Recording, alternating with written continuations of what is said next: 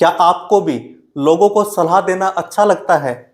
क्या आप अपने फ्रेंड सर्कल में इसलिए फेमस है कि इसके पास जाओ तो ये हमारी टेंशन को दूर कर देता है, हमारी समस्या का समाधान बता देता है, तो फिर आपके लिए एमए साइकोलॉजी और काउंसलर का फील्ड बिल्कुल अच्छा है।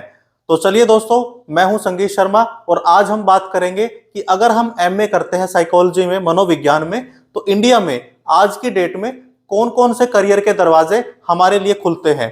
वीडियो पूरी देखिए, क्योंकि जो मैं लास्ट आपको बताऊंगा करियर चॉइस, वो आप आराम से बिना किसी इन्वेस्टमेंट के कर सकते हैं। तो चलिए वीडियो शुरू करते हैं। और इससे पहले अगर आप चैनल पर नए हैं तो सब्सक्राइब जरूर कर ले। तो सबसे पहले आपको पता है कि एमए साइकोलॉजी कराया जाता है कई जगह से।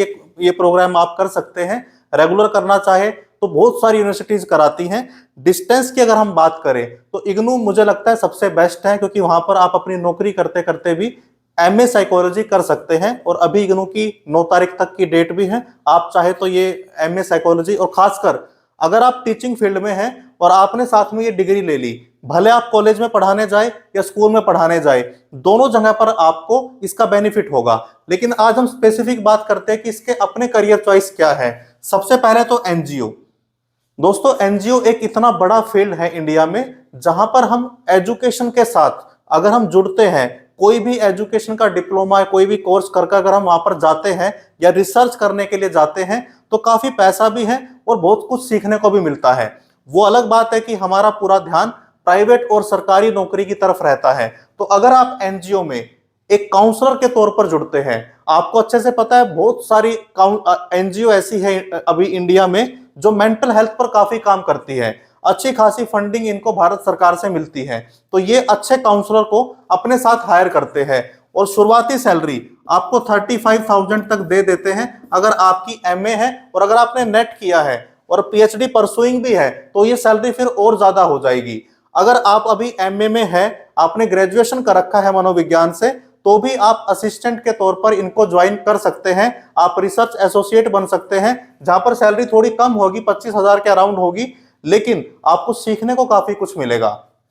दूसरा करियर चॉइस है प्राइवेट सेक्टर में। अब मैं स्पेसिफिक बात करता हूं प्राइवेट स्कूल की। आपको पता है कि आजकल प्राइवेट स्कूल में जिस तरह का माहौल है, जिस तरह बच्चों को स्ट्रेस रहता है, टेंशन रहता है, जिस तरह कंपटीशन बढ़ता जा रहा है डे बाय डे, वहां पर एक काउंसलर की आवश्यकता, चाहे करियर काउंसलर हो, चाहे मेंटल हेल्थ को, इमोशनल हेल्थ को, बच्चे की जो बाकी दिक्कतें हैं, लाइफ स्किल हैं, उनके बारे में बात करने वाला हो, तो उसकी भी अच्छी खासी डिमांड है। और अगर आप ढंग के स्कूल में जाते हैं तो यहां भी आपको 30 प्लस सैलरी मिलती है, 30,000 प्लस सैलरी आपको मिलती है। और अगर आपने अच्छा एक्सपीरियंस कमा लिया और आपका नाम पॉपुलर हो गया, तो फिर आप पेरेंट्स की वर्कशॉप ले सकते हैं, फिर आप उस और दूसरे स्कूल के साथ जुड़ सकते हैं और कई स्कूल के साथ आप टाई अप भी कर सकते हैं। तीसरा है, आपको पीजीटी लेवल पर मनोविज्ञान का अध्यापक बनने का मौका भी मिलता है। वहां पर भी आपको एमए साइकोलॉजी आपके पास होनी चाहिए। और एक बात इसमें मैं जोड़ दूं, अगर आपने एमए साइकोलॉजी कर लिया है या आप कर रहे हैं, तो साथ में PG diploma in guidance and counselling ये जरूर कर ले, क्योंकि जहां भी आप जाएंगे इस डिप्लोमा से आपकी इस एमए में 4 चांद लग जाएंगे, आपके नौकरी के चांसेस ज्यादा हो जाएंगे। और यहां अगर आप जाते हैं तो आपको पता है, अगर आप पीजीटी लगते हैं तो 70 के अराउंड आपकी सैलरी रहती है, जो कि एक अच्छा ऑप्शन है। और आपको सबसे बड़ी बात क्या है, एमए साइकोलॉजी के फील्ड में एक बड़ी मजेदार चीज ये होती है कि आप किसी के जीवन की समस्याओं का समाधान करते हैं। आप बच्चे को उसके डिप्रेशन से, एंजाइटी से, स्ट्रेस से, इन सब से निकालते हैं। अब लास्ट करियर चॉइस क्या है, फ्रीलांसिंग। मान लीजिए आपने एमए कर ली साइकोलॉजी में, आपका मनोविज्ञान पर आपकी पकड़ है, लेकिन आप नौकरी नहीं करना चाहते, तो भी कोई दिक्कत नहीं है। आप फ्रीलांसिंग, अपनी वर्कशॉप, अपनी काउंसलिंग का ये काम शुरू कर सकते हैं। इधर भी अगर आपका पीजी डिप्लोमा है गाइडेंस एंड काउंसलिंग में, तो आपके पास क्लाइंट ज्यादा आएंगे। आप पेरेंट्स के लिए वर्कशॉप ले सकते हैं, आप बच्चों के लिए ले सकते हैं, आप स्कूल के टीचर्स की वर्कशॉप ले सकते हैं कि कैसे बच्चों के साथ डील किया जाए, उनके मेंटल स्ट्रेस को, इमोशनल हेल्थ को कैसे इंप्रूव किया जाए। अगर आपने एक बार अपना नाम बना लिया, आपने यूट्यूब चैनल के जरिए या सोशल मीडिया के जरिए या ब्लॉग राइटिंग करके एक बार अपने नाम कमा लिया, तो यहां आप एक काउंसलिंग के 3 से 5,000 भी चार्ज कर सकते हैं।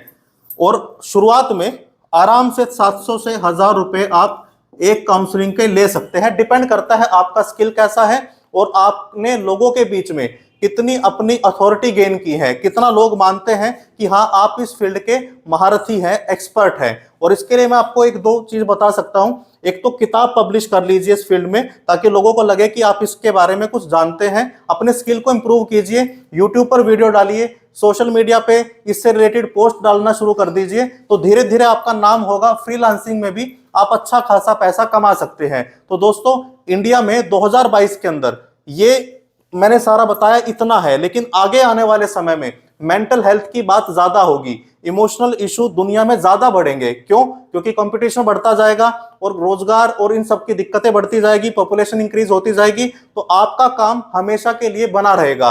और सबसे बड़ी बात, आप इस काम के जरिए किसी की लाइफ में एक पॉजिटिव चेंज भी लेकर आएंगे। तो अगर आप एमए करना चाहते हैं, रेगुलर एमए के तो बहुत सारे ऑप्शन है, लेकिन डिस्टेंस से मैंने बताया आपको, आप इग्नू से कर सकते हैं। एक दो यूनिवर्सिटी ऐसी भी है जो ऑनलाइन कराती है, यानी आपको एक तरह से ऑनलाइन सारा काम करना, एग्जामिनेशन भी आपके हो जाएंगे। तो आप गूगल पर सर्च करेंगे तो बहुत सारी चॉइसेस आपको मिल जाएगी। तो दोस्तों, आज मैंने आपको बताया कि एमए साइकोलॉजी में, मनोविज्ञान में करने के बाद कौन कौन सी करियर चॉइस आपके लिए खुल जाती है। कोई सवाल अगर आपका है तो कमेंट सेक्शन में जरूर पूछिए।